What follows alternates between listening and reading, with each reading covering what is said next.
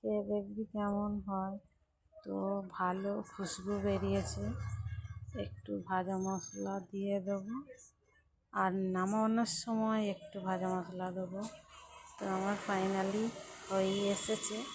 তো এত সুন্দর গন্ধ বেরোচ্ছে বন্ধুরা, মনটাই ভরে যাচ্ছে যে আমলকির আচার এইরকম খুশবু হয়। তো ফাইনালি আমার আচার কমপ্লিট। তো একটু রসালো রসালোই রাখবো, নইলে শুকিয়ে যেতে পারে, বেশি শুকিয়ে গেলে তো আর ভালো লাগবে না। তো নামানোর সময় একটু ভাজা মশলা আর একটু দিয়ে দেবো, এর উপরে ছড়িয়ে দেবো আর দিয়ে নামিয়ে নেবো।